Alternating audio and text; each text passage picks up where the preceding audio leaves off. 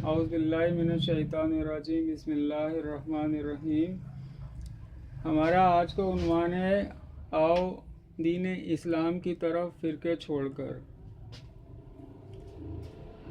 آج میں آپ کو حضرت محمد صلی اللہ علیہ وآلہ وسلم کا بتایا ہوا اسلامی ماڈل اور جو ہمارے یہاں پر پاکستانی مولویوں کا بنایا ہوا اسلامی ماڈل ہے، میں اس کے بارے میں آپ کو فرق سمجھا رہا ہوں کہ ہمارا اسلام ہے کیا، ہمارے دین اسلام ہے کیا چیز، اور ہم کیوں فرقے چھوڑ کر دین اسلام کی طرف آئیں، فرقے کیا چیز ہیں اور اسلام کیا چیز ہے، یہ فرق میں آپ کو سمجھا رہا ہوں۔ حضرت محمد صلی اللہ علیہ وآلہ وسلم نے ہمیں دین اسلام کا بتایا۔ ہمارا جو چھٹا کلمہ ہے، چھٹے کلمے میں تمام جھوٹے معبودوں سے، شرک سے اور تمام کافروں سے توبہ کر کے کلمہ پڑھ کے اسلام لانے کے بارے میں بتایا جاتا ہے۔ یعنی کہ جب آپ چھٹے کلمے کا اقرار کر لیتے ہو، چھٹا کلمہ آپ پڑھتے ہو، تو اس میں تمام چیزوں سے آپ توبہ کر لیتے ہو اور کلمہ پڑھ کے آپ اسلام میں آ جاتے ہو۔ اچھا، جب آپ مسلمان ہو جاتے ہو تو سب مسلمان برابر ہیں۔ خطبہ حجت الوداع کے مطابق جو ہمارے نبی پاک صلی اللہ علیہ وسلم نے ہمیں بتایا ہے، حجت الوداع کے موقع پہ سب مسلمان برابر ہیں، عربی اور عجمی سب برابر ہیں دین اسلام میں، کسی کو کسی پر فوقیت نہیں ہے۔ اللہ تعالیٰ کے حکم تفرقے میں نہ پڑو پر ساری زندگی عمل کرنا ہوتا ہے اس ماڈل کے اندر۔ یعنی کہ اللہ تعالیٰ نے قرآن میں بتایا ہے وَاعْتَصِمُوا بِحَبْلِ اللَّهِ جَمِيعًا وَلَا تَفَرَّقُوا، اس پہ عمل کرنا ہوتا ہے۔ پھر ہمارے پیارے نبی صلی اللہ علیہ وآلہ وسلم نے ہمیں بتایا کہ 73 فرقے بنیں گے، مگر صرف رسول اللہ صلی اللہ علیہ وآلہ وسلم اور صحابہ رضی اللہ عنہم اجمعین کی جماعت جنتی ہے اور باقی فرقے دوست کی ہیں۔ اس لیے تمام مسلمان دل میں عہد کریں کہ ان کا تعلق صرف رسول اللہ صلی اللہ علیہ وآلہ وسلم کی جماعت سے ہے، اور پھر ساری زندگی دین سیکھتے رہو اور سکھلاتے رہو۔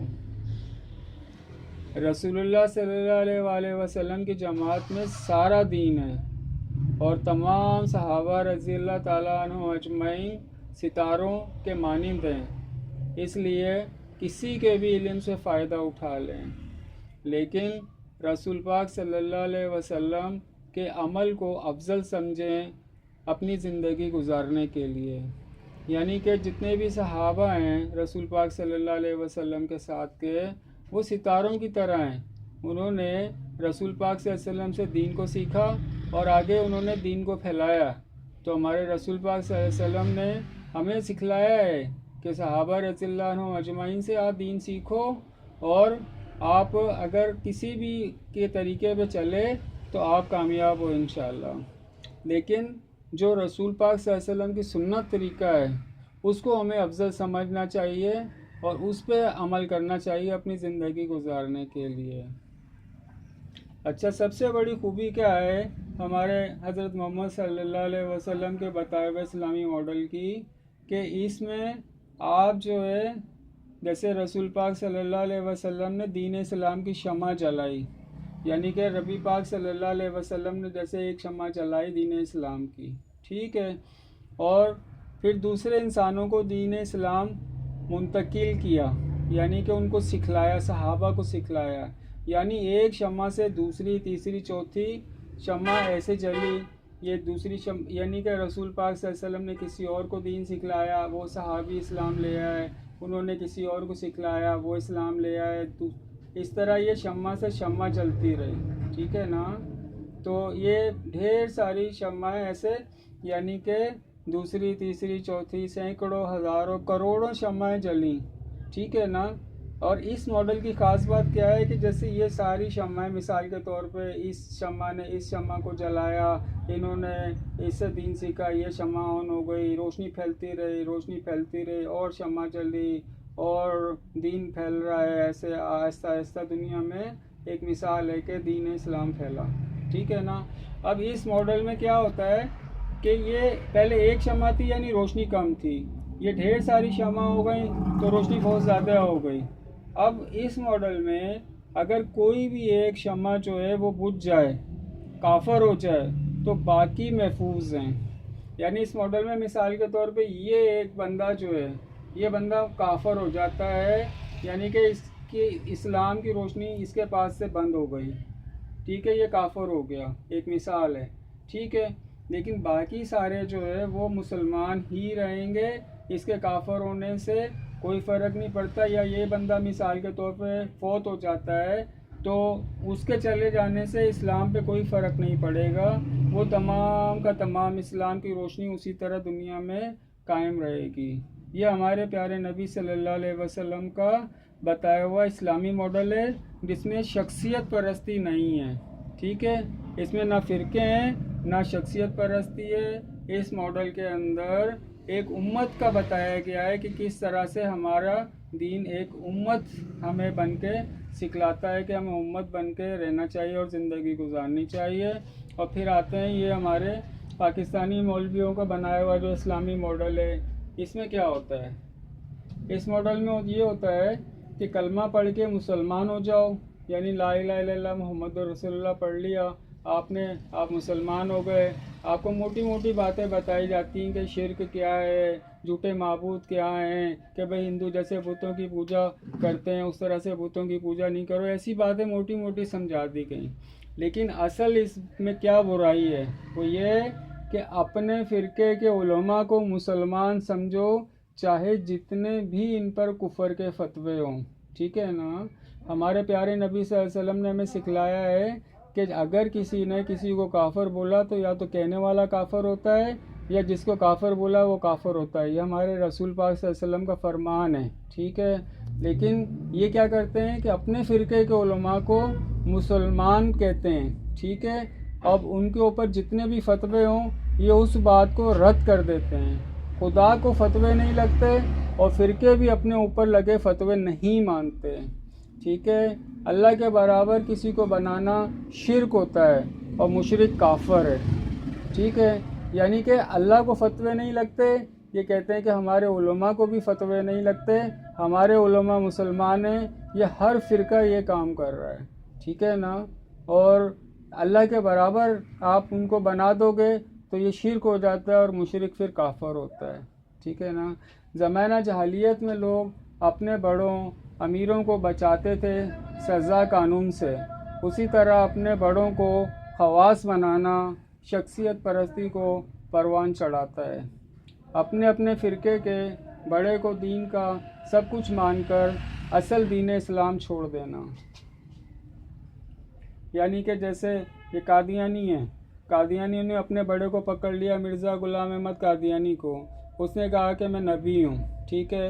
अब जितने भी कादियानी हैं इनके मॉडल में क्या होता है कि सब ने अपनी जमात की एक समझ लो किश्ती बना ली और उस किश्ती में सारे सवार हो गए। अब उनके फ़िरके का जो बड़ा है, जैसे इनके कादियानी फ़िरके का बड़ा मिर्ज़ा ग़ुलाम अहमद कादियानी है, वो इनका समझ लो कि इनके जहाज़ का, इनकी कश्ती का कैप्टन है, ठीक है। उसने जो है ना कहा कि जी मैं नबी हूँ, उसने नबूवत का दावा कर दिया। अब जितने भी मानने वाले कादियानी उसके होंगे, ठीक है, जो कहेंगे कि मिर्ज़ा ग़ुलाम अहमद कादियानी जो है वो सही कह रहा है, सच कह रहा है।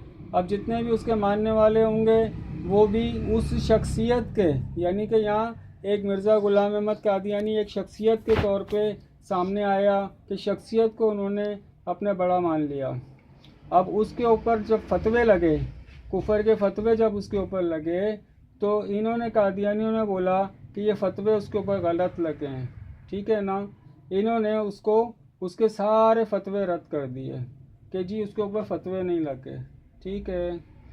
अच्छा, इसी तरह देवबंदी हैं, देवबंदियों के जो उलमा हैं इनकी भी समझ लो कि उन्होंने अपनी एक जमात की एक जहाज़ एक कश्ती बना ली। अब उनके बड़े जैसे मिसाल अशरफ अली थानवी है या और जो इनके बड़े उलमा हैं, इनके ऊपर जितने फतवे लगे ये कहते हैं कि हमारे ऊपर गलत फतवे लगे हैं, ठीक है। इसी तरह बरेलवी जमात है, उन्होंने भी अपनी जमात की एक कश्ती बना ली, उन्होंने अपने अहमद रज़ा ख़ान जो हैं उनको अपना बड़ा मान लिया, या इलियास कादरी साहब हैं उनको बड़ा मान लिया, ठीक है। यानी कि इन शख्सियात को अपना बड़ा मान लिया और तमाम कुफर के फतवे रद्द कर दिए कि जी उनके ऊपर कुफर के फतवे असर ही नहीं करते। इसी तरह अहले हदीस वाले हैं, انہوں نے اپنی جماعت کی کشتی بنا لی، ٹھیک ہے. پھر شیعہ حضرات ہیں، انہوں نے اپنی جماعت کی کشتی بنا لی. یعنی کہ اس ماڈل کے اندر، اسلامی ماڈل میں جو پاکستانی مولویوں کا ہے، اس میں شخصیات کو بڑا بنا دیا گیا، ٹھیک ہے. اچھا، اب کیا ہو رہا ہے کہ اس میں رسول اللہ صلی اللہ علیہ وسلم کی جماعت جس میں سارا دین ہے اس کا نام بتانا، یعنی کہ اس میں سارے دین کو نہیں بتایا جاتا، جبکہ ہمارے پیارے نبی صلی اللہ علیہ وسلم کے ماڈل کے اندر جو ہے اس میں سارے دین کے بارے میں آپشن کھلا ہے. آپ پورے دین کو اسٹڈی کر سکتے ہو. آپ رسول پاک صلی اللہ علیہ وسلم کی زندگی کے بارے میں، آپ صحابہ کی زندگی کے بارے میں، آپ سب کی زندگی کے بارے میں آپ پورا پڑھ سکتے ہو، ٹھیک ہے نا. اب اس ماڈل میں کیا تھا کہ نبی پاک صلی اللہ علیہ وسلم سے دین اسلام شروع ہوا تھا، پھر اس کے بعد صحابہ، پھر تابعین، پھر تبع تابعین، ایسے.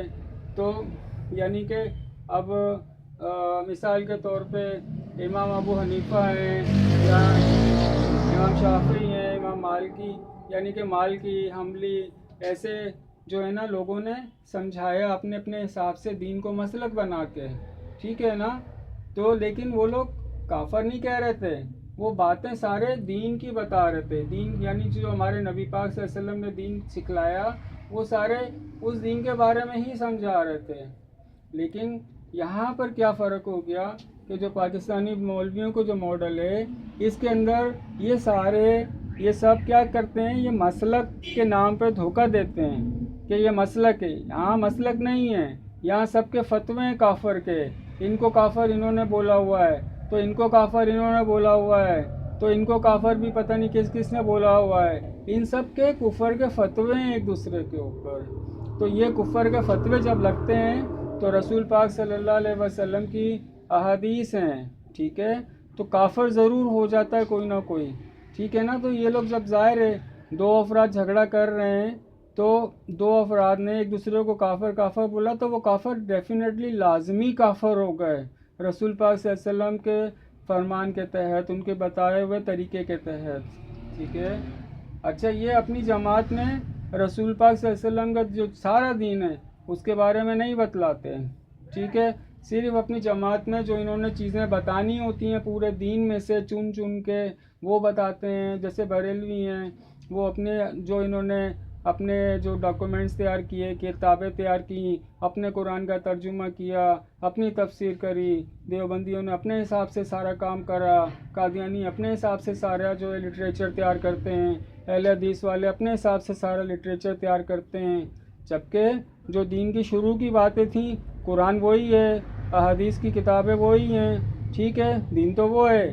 لیکن یہ سب کیا ہے کہ اپنی اپنی جماعتیں بنا کے اس پہ رسول پاک صلی اللہ علیہ وسلم کی جماعت ہونے کا لیبل لگا دیتے ہیں، ٹھیک ہے. جبکہ یہ اپنی اپنی جماعت میں پورے دین سے چن کر اور ملاوٹ اپنی اپنی عمل کرواتے ہیں، یعنی کہ ملاوٹ کرتے ہیں، پورے دین کے اندر میں سے چیزیں چھانٹی کرتے ہیں، صرف وہ چن کے وہ اپنے اپنے فرقے میں بتاتے ہیں اور پھر اپنے پاس سے بھی ملاوٹ کرتے ہیں اور کہتے ہیں کہ یہ دین ہے، ٹھیک ہے.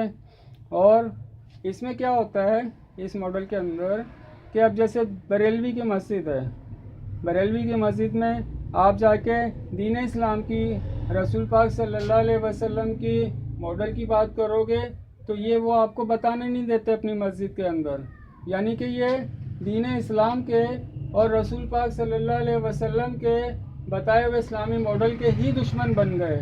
اب دیوبندی کی مساجد میں آپ لے جا کے آپ قرآن کی اور رسول پاک صلی اللہ علیہ وسلم کی احادیث اور دین اسلام رسول پاک صلی اللہ علیہ وسلم کے ماڈل سے بتاؤ گے تو یہ رسول پاک صلی اللہ علیہ وسلم کی جماعت کے بارے میں یہ بھی بتانے نہیں دیتے.